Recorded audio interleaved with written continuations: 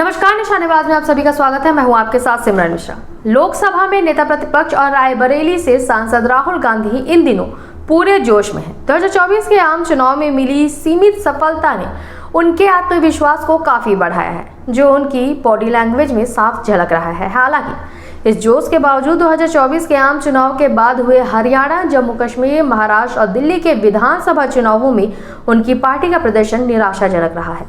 बावजूद इसके राहुल गांधी ने चुनाव आयोग और प्रधानमंत्री नरेंद्र मोदी पर वोट चोरी का आरोप लगाते हुए एक नई राजनीतिक पिच तैयार की है। इस मुद्दे को लेकर संसद परिसर में विरोध प्रदर्शन और बिहार में वोट चोर गद्दी छोड़ के नारे के साथ वोटर अधिकार रैली ने कांग्रेस के अगले सियासी लक्ष्य को स्पष्ट कर दिया है।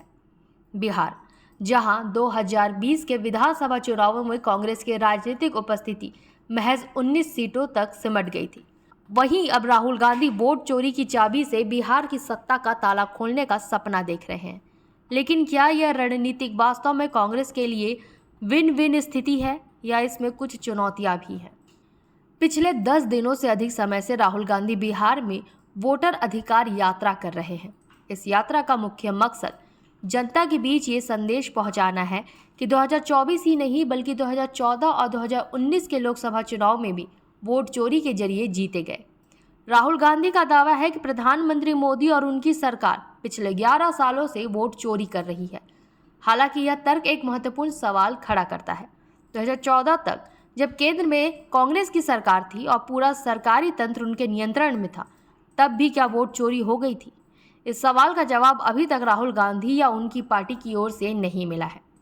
कांग्रेस का मानना है कि वोटर अधिकार यात्रा को जनता का भरपूर समर्थन मिल रहा है।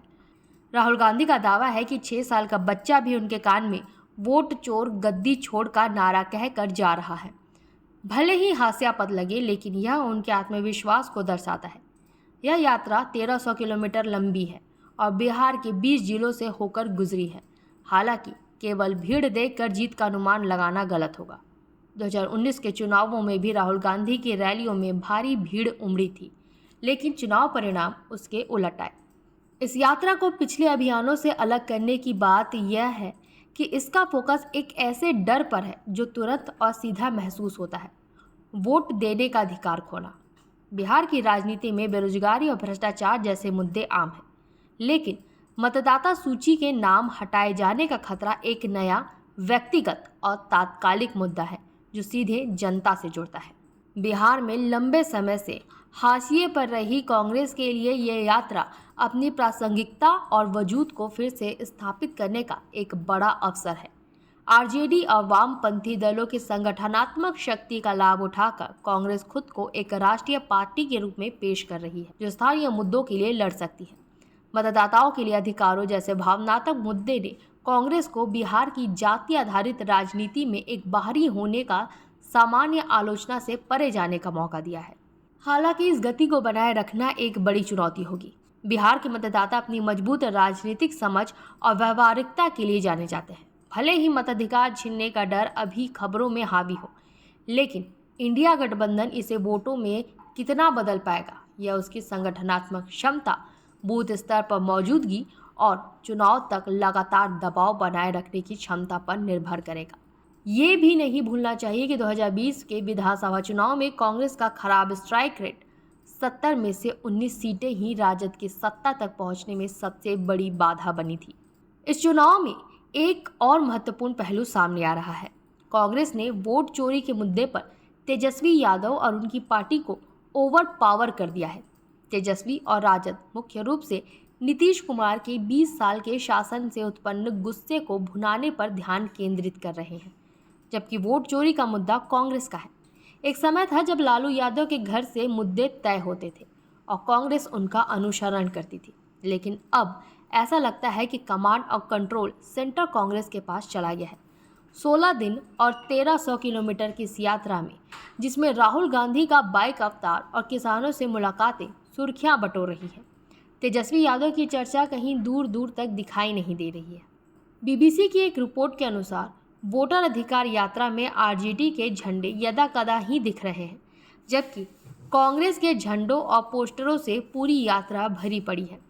यह स्पष्ट संकेत है कि कांग्रेस ने इस अभियान को हाईजैक कर लिया है। जाहिर है कि इससे दोनों पार्टियों के बीच अंदरूनी कलह भी हो रही है, जिसके चलते आरजेडी कार्यकर्ता बीच बीच में तेजस्वी यादव के सीएम बनने के नारे लगाते रहते हैं। बिहार में कौन जीतेगा और किसके पास सत्ता की चाबी होगी, ये तो वक्त बताएगा, लेकिन कांग्रेस की अग्रिम तैयारी की सराहना करनी होगी। वोट चोरी का मुद्दा ही सही, उसने चुनाव की तारीखों से पहले ही बिहार में अपनी जड़ें मजबूत करना शुरू कर दिया है। पार्टी ने 70 ऐसी सीटों का डेटा एनालाइज किया है जहां वो बहुत कम मार्जिन से हारी थी और इस बार 100 सीटें मांग रही है।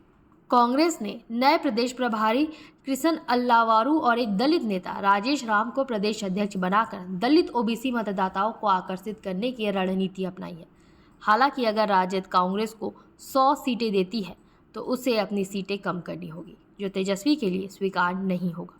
2020 के विधानसभा चुनाव में कांग्रेस का स्ट्राइक रेट केवल 27% था, जो राह को और कठिन बना देता है। राहुल गांधी और उनकी पार्टी वोट चोरी की चाबी से बिहार की सत्ता का ताला खोलने का सपना देख रहे हैं। ये देखना लाजमी होगा और दिलचस्प भी कि क्या यह चाबी वास्तव में उनके लिए काम करेगी या फिर उन्हें एक बार फिर निराश होना पड़ेगा। इस खबर से जुड़ी अपडेट के लिए बने रहे निशानेबाज के साथ। नमस्कार।